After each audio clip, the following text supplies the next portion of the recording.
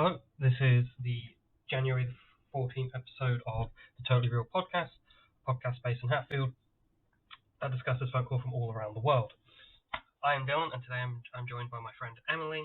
Yeah. And as usual, in this very real podcast, we will start with a question. What is the one word that is the same in every single language from all cultures? The same. I'll go with pizza. It is pizza. Okay, it doesn't matter what language it is, a pizza is always a pizza. Because today we're talking about the very exciting subject of Italian migrations to America between 1870 and 1920. And the reason why we're doing this is because there is actually some interesting things amongst them. Because they're one of the very few migrations where the migration not only really shifted the culture they moved to in a way that is not seen as like foreign, but they also changed their home culture. Elements that we consider inherently American, but also elements we consider really Italian, come from this migration. So, a bit of background. Italy united in 1870, and for Sicily, this was just bad news. They were getting taxed loads. They started to do conscription for the North, and they were like, I'm not about this. I ain't about this. I ain't about this, brother. Yeah, so you get this huge exodus from Italy, 13 million between 1870 and 1920, one of the largest voluntary migrations in history. And while most of them go to like Argentina and Brazil, about 4 million of them end up in America. And it's those 4 million we want to focus on today, because they profoundly changed the food of the culture. Yeah, it's like it's some people call it folklore, like FORC, not the swear. Fork. Thanks, I hate it. And because of that, we like cookbooks become like a really valuable source that we like with folklore. Sometimes use oral histories or even crime reports and things like that. But with this one, cookbooks are a really interesting way to look into the changes that this migration created. I never thought people would be whipping out the Gordon Ramsay books for history lessons. Well, okay. Food, as you know, you cook yourself, as I guess everyone does. Food isn't static; it changes all the time. Every time you cook a recipe, you add it a bit different or things like that. But when you write it down, you're creating a flashpoint. It freezes in time, and we can look at that forever. And what you get is this Italian diaspora comes in sort of the 1870s to 1920s. But around the 1930s and late 1920s, they start writing cookbooks. But at the same time, the fascist government in Italy is also writing cookbooks. And even though they're both Italian, they're completely different. So, like, what do you think of Italian traditional food? It's like pasta, it's risotto, it's, spaghetti. Yeah, all those things. But that before these Italian-American cookbooks came out, they weren't considered Italian cuisine. Before then, there wasn't a unified Italian cuisine. In the same way we had like the French culinary culture. You had southern Italian food and northern Italian food. Like you had these regional variants. Different per region, yeah. But pasta was only seen as like a southern Italian thing. In fact, the fascist government of Mussolini at the time really hated pasta. They a popular fascist, Filippo Martini, declared war on pasta. Declared war. I love the idea because, of that. They, as all fascists do, they wanted to declare war on half the world. So they needed the stock trade. Pasta was the scapegoat. Well, no, it's because like pasta takes a lot of wheat, and it's like, guys, you are not being efficient. We are at war with everyone. You only need to use certain foods. You need to use reduced amounts, and that's what we get from the cookbook, the Italian cookbooks at this time. Is they are really about rationing, how to use the least amount of stuff. Very like soups and stews, or like how to like make things look nicer than they are, like with very conservative for like because like you're at war with Britain, France, America, the three biggest navies in the world. It's not a good time, so they can't trade for food. But in America, you get cookbooks that come out like the during this time, like the I'm going to butcher this pronunciation, La Cucina Cascarinica.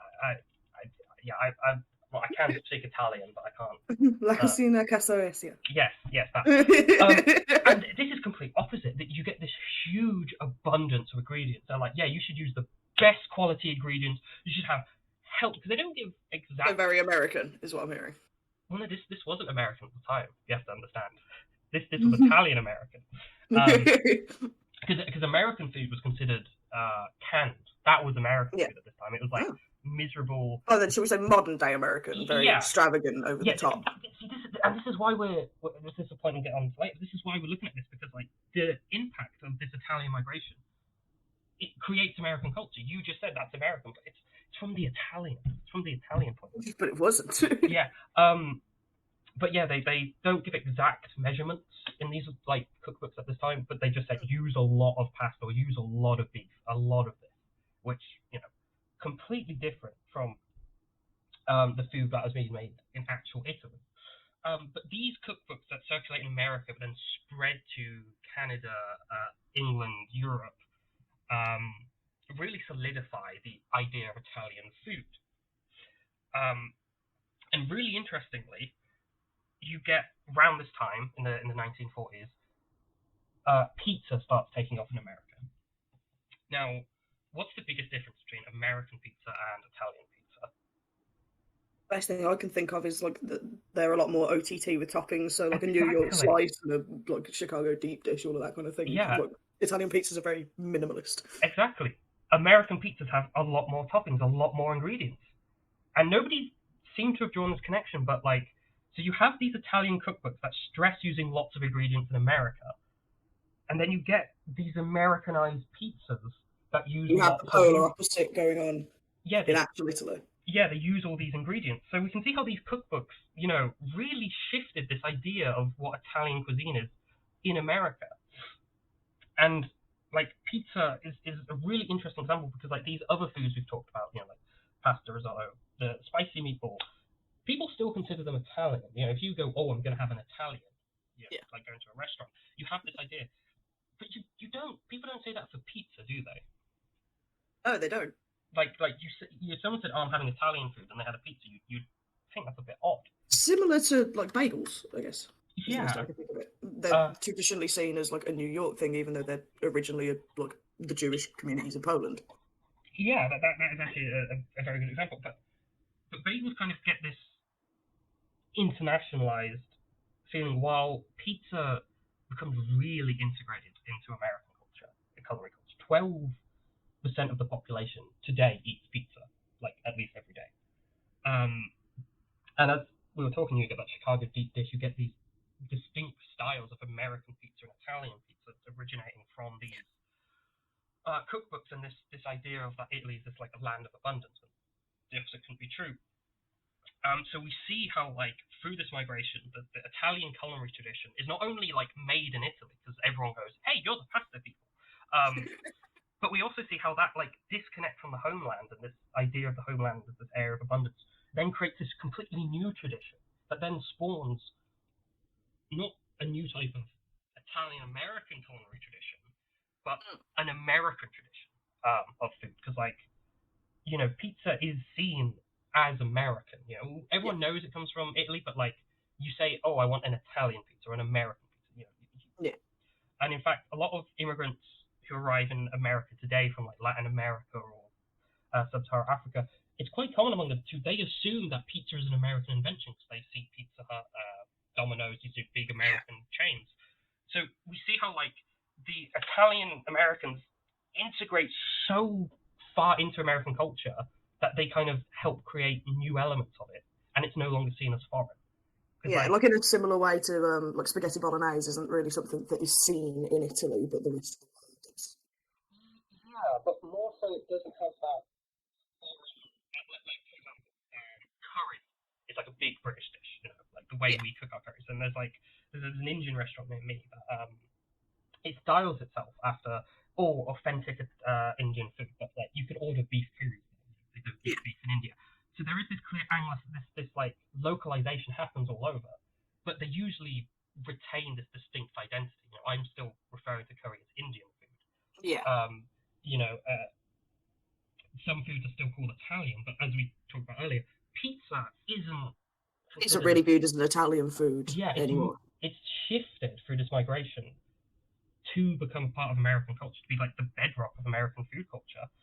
And then it spreads to Canada, and you get like all sorts of different styles, like Chicago deep dish, New York style, and then obviously the infamous Hawaiian pizza. Absolutely not, no. Pineapple is illegal, thank you.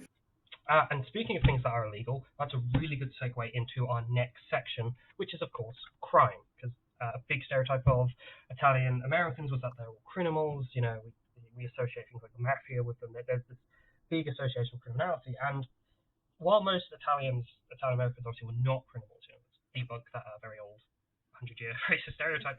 Damn it, America. There is this huge continuity of the traditions, the criminal traditions from Sicily in particular and America. So the first example of this is with Black Hand crimes.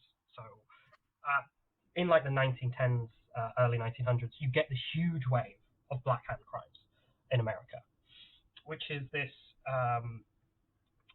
traditional style of extorting people that originated back in Naples, where you would send someone a letter asking for money at a location, but you would draw all around it like a noose, a gun. I love that. I love the idea of receiving a little letter and it's just got a gun in the corner. You're like, oh no! Yeah. And then like the those companies don't always have a black hand. It's what they call Black Hand crimes.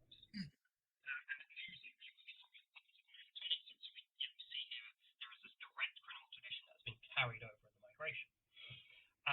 But then Prohibition happens, and a lot of the people who were doing Black Hand crimes were like, wait a minute, we can just move into the Prohibition business, which is a lot easier, and make a lot more money, especially because, you know, people kind of were able to excuse crime if it was for Prohibition, if people wanted their drink. And this is where we get the formation of the Mafia. I'm not going to talk too much about the Mafia from a historical perspective, but from a folklorist perspective, the Mafia retains a lot of its traditions from Sicily. There's like this incredible continuity between the two. So even though like it's not exported over directly, you know, it's not like they sent a family over to set up the Mafia. It kind of just originates from Sicilian immigrants going like, hey, the Mafia is successful, we're in crime, let's copy the Mafia. Hey, the Mafia. And the sort of like biggest thing that's copied over is Omerta, which is like this tradition's code of honor. Which is interesting because it's not only a Mafia tradition, it predates even the Sicilian Mafia. It comes from the 1600s around southern Italy as a way to resist invaders, because Omerta is you don't talk to outsiders, you don't hurt people part of the family. And it originally was a way to kind of like passively resist foreign oppressors.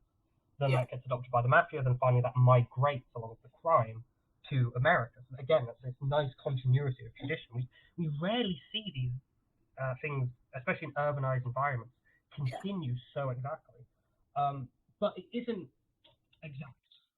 There are changes. So the initiation rituals change a bit as well in adjustment. So take everything with a bit of salt, obviously, because we have no way of verifying if what people are saying about the initiation rituals are true. But in sort of the homeland in Sicily, you would be taken into a room, your lip would be pricked with a knife, and then you're meant to take the blood of that onto a card which had a skull, and then the skull would be burned as you take the Omerta, which is the oath of Omerta. And in America we hear very similar things, but instead you get your finger pricked, and it's a picture of a saint you burn, put the blood on, instead of a skull. Likely because America at the time really hated Catholics. So being Catholic becomes a much more important part of the identity. So it's likely that during the migrations, because obviously originally the Mafia only inducted other Italian Americans, it's like to reinforce this Italian identity. But also interestingly, due to internal politics, they got rid of mustaches as well, the American Omerta. You weren't allowed facial hair. Is there a reason for that? Or? There is. Essentially, they wanted to distinguish themselves from the old guard, the people, the sort of first generation of Sicilians. And by doing this, you know, you then get the traditional gangster look, you know, clean-shaven, fedora hat, you know, the long coat. That is what we think of an American gangster, isn't it? Yeah, that is, I've also just had the realisation that Mario would be an old guy. He would be a Mustachio Pete. But yeah, so we can see this really nice continuation of the traditions overwards, but then when they get adapted, similar to pizza, they don't stay in like the Italian diaspora. They then change American culture itself. That's all. An American gangster is a mafioso. Right, that is all we have time for now. Hope you enjoyed this episode of the Very Real Podcast, and all the sources will be in the description. Thank you for listening. Bye.